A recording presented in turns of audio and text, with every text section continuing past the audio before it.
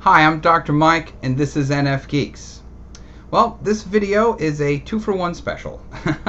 On Thursdays, I usually have a theme video where I make a video based on a theme and encourage people on the NFGeeks forum to make their own video about that theme. I didn't do that this Thursday, so I'm making one now.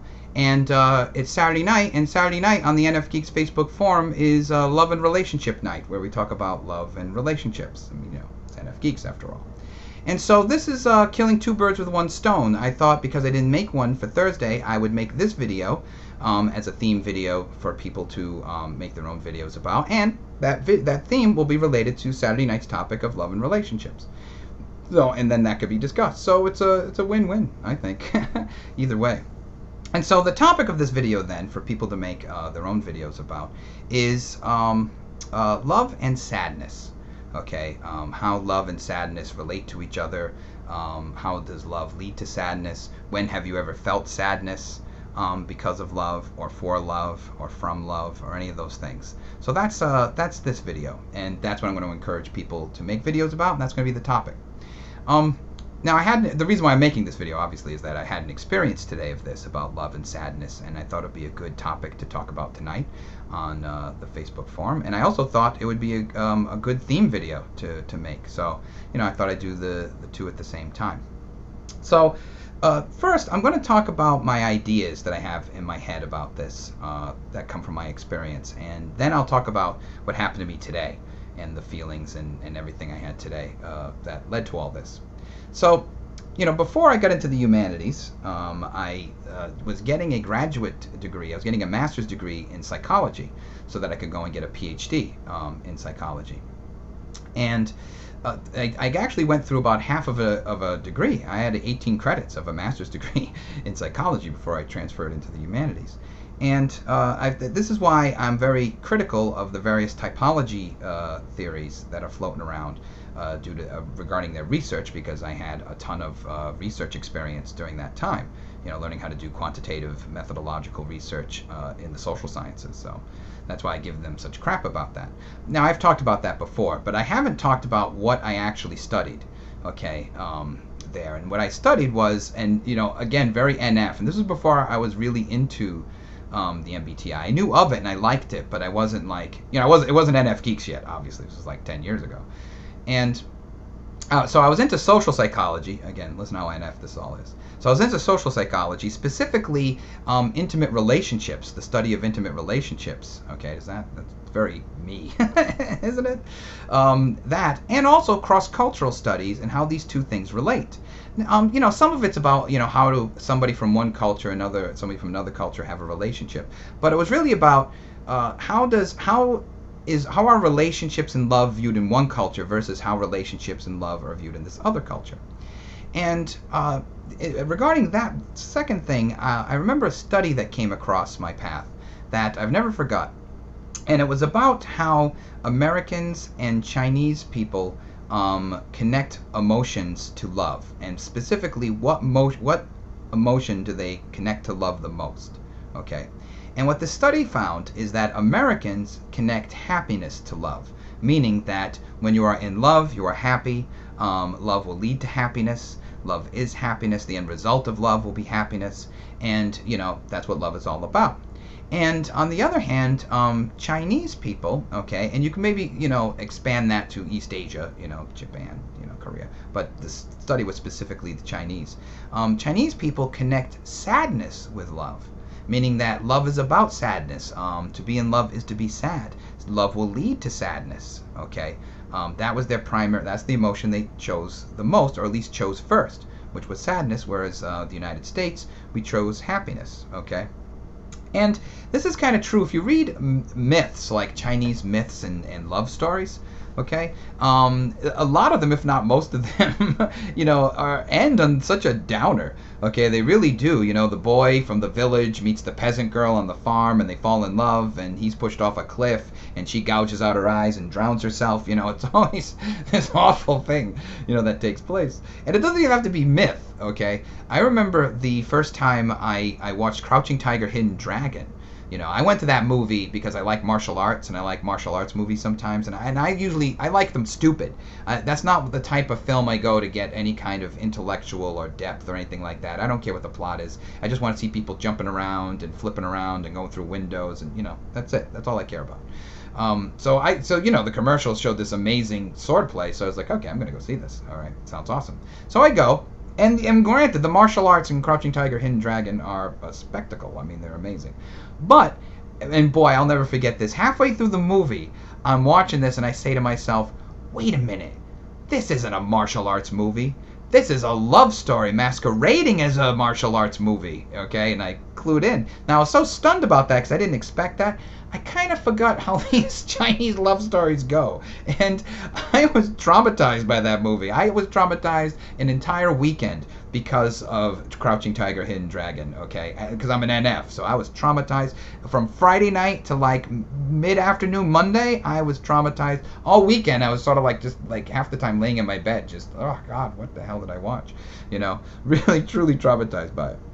Whereas in the United States, as Americans, we all know this. We like, and they all lived happily ever after. Okay, we like those types of love stories. Whatever happens, we like that. We prefer that. If you're an NF, if you haven't seen it already, if you want to see the best one of those, is go watch An Officer and a Gentleman with Richard Gere. Okay, that movie for an NF, you watch that movie for an hour and 58 minutes. So you can get to the last 2 minutes, okay? And it's worth it. It's worth sitting through that movie for an hour and 58 minutes to get to that last bit, those last scenes. Absolutely worth it, okay? But that's us. That's the way we look at it, in the United States. I had a Chinese American friend who I asked about this issue, about this. This was right after Crouching Tiger, actually. And I said, okay, what is it? Is it that China is depressed and the United States has good mental health? Or is China wise and understands the nature of love, and we're just like 13-year-old girls writing in our notebooks, things like that? Is that what's going on? And he said it could go either way. He didn't give a specific answer, but, So it's always fascinated me that they had this connection with sadness. And one of the things I want to talk about, connected to that, is a book that I should have talked about when I did the book video. Okay, forget all the books I talked about, Ayn Rand and the Bell Jar. I shouldn't have talked about any of those things. I should have talked about the book I have right here. But it's funny, when I was thinking about books, I kind of had this this Western frame, European American frame of literature. I didn't expand it globally in my mind. I just had it in European books, American books, because if I had to do that one over again, I would talk about this book, and this book is the Tale of Genji. Okay, this is a very old book, not my version of it, but it's very very old, and it's NF. It's filled with NF stuff. It's Murasaki Shikibu. She must have been an NF. Only an NF would write this thing. Okay, would even think to write this thing.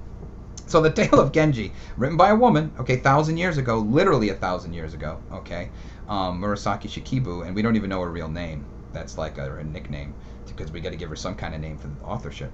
But we'll call her that. Murasaki Shikibu was a member of the imperial court about 1,000 years ago, and she was a poet and a writer, and so she would write, and this is before the shoguns, okay, so there's still an emperor, and she would write these sort of stories like a soap opera, okay, these soap opera installments for the women of the imperial court, and would read them to them, and they would sort of get into it, just like a real soap opera, okay, and it's very engaging like a soap opera too. And she would even sometimes, I think, have paintings drawn so you could see some action going on, while she was reading them or whatever. So it's a giant soap opera about what goes on in the imperial court of Japan. Okay, it's not a true story, but it's all about court intrigue and love and relationships and things like that. And it's brilliant, if for no other reason that in the book, all the characters, there's all sorts of love affairs going on, okay? Most of them totally wrong and inappropriate, okay? But there's all these love affairs going on. And so people are flipping out about them. And so what Murasaki Shikibu shows is how relationships, intimate relationships, create all sorts of mental health problems in people, and symptoms and manifestations. And you can tell that she understands this deeply, because all the characters are sort of running around saying, oh, well, I guess she must have the ancestors must have invaded her consciousness, whatever, the spirits, blaming the spirits on their behavior, when in reality, it's because she was having an affair with somebody who she's not in the same rank of, and she doesn't want to get caught. It's all about the actual relationships, and it shows that Murasaki Shikibu understood how that manifests in people and women and men and all that, and it's brilliant, okay? And one of the things that happens, and believe me, look, it's 1,000 pages. I mean, I could do 20 videos and never get to everything that goes on in this book.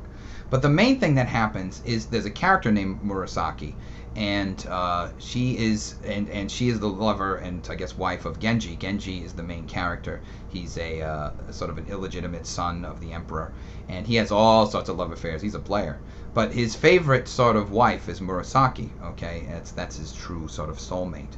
Okay, and eventually she sort of gives up on him because he's a player. In fact, the last thing that happens is, so talk about your just desserts.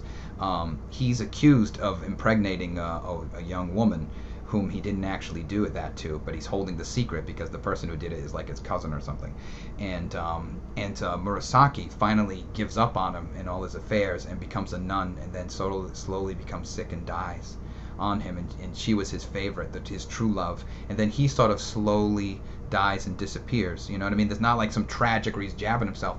In fact, the chapter where he dies, there's no words. It's just like you just have to know that's where he died. It's just an empty page.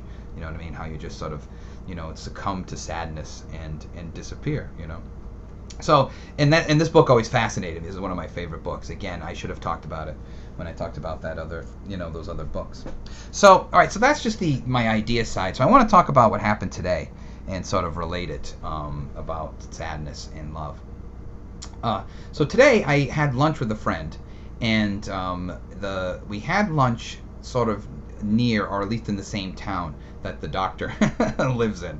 Okay, it wasn't creepy. We didn't have lunch in her driveway or something. Some kind of hey, he didn't do that. But we were in her town. Town's a big town too. We were in the town that she lives in, having lunch. Okay, and so I hadn't been in this town or been in that part of town or whatever since we broke up, and that was like months ago, like 6 months ago maybe. So I hadn't been there since then. And NFs have emotional memories. That's what I was trying to explain with the introverted feeling thing. We have or at least the INFPs, ENFPs have emotional memories. Although it's probably true about the INFJ and the ENFJ. But anyway, I know that I do. I have emotional memories where I remember things by connecting them to feelings. And so being around there really brought back a lot of feelings that I hadn't had in a while, because I hadn't been in that part of that town. I hadn't even been that way, in that direction. So it was sort of sort of memories were coming up, being triggered a little bit. But really what came was the feeling, the feelings. It was a gray day today in New England too. I'm sure that had something to do with it. For a lot of overcast, everything was sort of gray. But I definitely had this feeling, and I want to try to, explain it or kind of share it. And it was a feeling of sadness. I felt very sad all afternoon about this. And I want to make it clear, it wasn't frustration over the end of the relationship. I mean, it's been months, so it wasn't like, oh, fuck you, you bitch. There was none of that. There was none of that. Okay, that wasn't in there. And it wasn't depression, like, I'm never going to love again, I want to die. It wasn't any of that. It wasn't even that strong. But it was sort of this sadness, and it felt like grief. That's what it in fact, it didn't just feel like grief. That's what it was. It was sort of this sadness of grief going on about everything. And the main idea of sadness was just being sad that it tanked, and the way you're sad about death, not freaking out about death, that horror of death, but just sad that someone died, and sort of staying in that sadness lingering, for a while. That's kind of what it was, the feeling of grief and sadness from grief. That's what I mean. And it sort of stuck around all day. And the thoughts were just kind of sad that it happened the way, the end came and happened the way it happened, and that was that. not really thinking about why and whose fault it was or anything like that, but just sort of being sad about the ending and sad about the death of it, and really sort of feeling that, and really feeling sort of a sorrow, like a honest to God sorrow about the whole thing. And that made me think a couple of things. One was that because it felt, it was sorrow, and it was, connected to grief and all that, just like the Chinese said, it ends in sorrow. But I don't believe that, by the way. It's much as I'm miserable about my own love life, I don't believe that it ends. It always has to end in sadness. But I certainly was feeling sadness, and I was wondering why that is. So why was I feeling this sadness? One of the things that occurred to me is that I apparently hadn't grieved. That apparently there was part of me that hadn't actually had a grieving process, since this was a very sort of grief-related sadness and sorrow. It wasn't heavy. It was just sort of around, sort of wrapped in it, but it wasn't like pressing on me, and giving me anxiety or anything. It was just sort of, in the air around me. But it definitely felt like grief. And I had to think, well, apparently I haven't grieved, And when I think back, I don't know that I had. At the when it ended, I was just exhausted. I was exhausted from working. I was right near the end of my PhD, finishing up my dissertation, doing my defense, and it was sort of in the middle between those things. And so I was like, mentally burnt. I was burnt out totally. And honestly, I was totally burnt out about the relationship at the same time. I was definitely running on fumes through all of that. And so I was really just sort of exhausted about everything, including her and I was exhausted. And after that, as I get as the weeks went by, I definitely got angry about everything. Not in some rage crazy way, but I had a list of grievances. I had my list of grievances, and then I sort of decided to do an exorcism and get it behind me, and just like accept that it happened, it was over, and go on to whatever the next thing is in life, or whatever. Just let it go to the best of my ability, which for the most part I had. I wasn't like upset about it or just thinking about it, but now I obviously did not grieve, because I'm grieving now. I'm literally grieving today. So somehow I never got to that point. And then so there's that, and then I have to think about the meaning of the grief.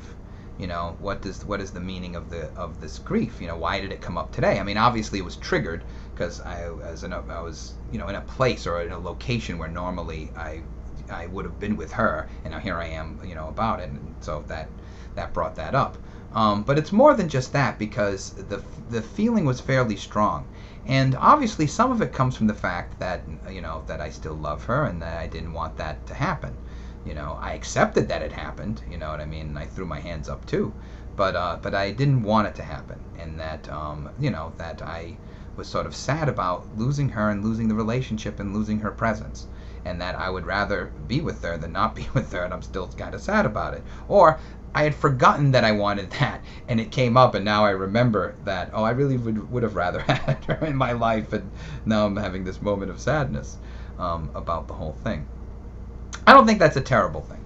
I don't think that just because you break up with somebody you have to like drop your feelings for them. I don't know if that's an NF thing or not, but I know it is with me. I don't have to, repress every feeling I have, and have total, bring it down to nothing, in order to move on or to have a life or whatever, A part of me just feels I get to love whoever I want to love the way I want to love them, and that's that, But it's not that this is a principle, okay? I mean, I do think that, but really, I have to acknowledge that I do love her, and I would rather have had her in my world than not have her in my world, And realizing that she's not in my world and there's this absence is part of where the sadness is coming from. I can kind of feel that, because it's a grief. It's a grief about loss. It's not because I think when it's horrible and you're flipping out, it's because of the change, and you're having anxiety over the change. Whereas grief is about something's gone and missing, and you're sort of grieving over that hole that's there. And that's kind of what it feels like, the sadness and melancholy of today, the sorrow. It does feel like sorrow, Something to think about always when it comes to feelings is think about where in your body you're feeling them, you know, so because that kind of tells you things. So me, I'm feeling it in my throat, like the top of my throat right here, and I'm also feeling it on the hair of the back of my neck and, like, you know, the top of my, you know, shoulders back over there, you know, it kind of like, you know, standing up, you know, when your hair stands up, that's where I'm kind of feeling that. Even right now as I'm talking, I can feel it back there, and I can feel it, you know, right here, you know. And that says that it's more emotional than it is tense. Like I don't feel my muscles being tense, you know, it's not like, you know, being all tensed up, you know, it's sort of standing up on end kind of things, you know. So that's it. That's my my thoughts about love and sadness over the doctor, you know, coming back at me, you know, right now. And so, what do you think? What are your thoughts about love and sadness and your experiences of love and sadness, and you know, how these two things relate, and, you know, talk about your own experience and feelings about these things. And that would be really great for the Saturday night topic, and I think it'd be really great, you know, to do a video about. So go ahead and do that. All right, can't wait to see them.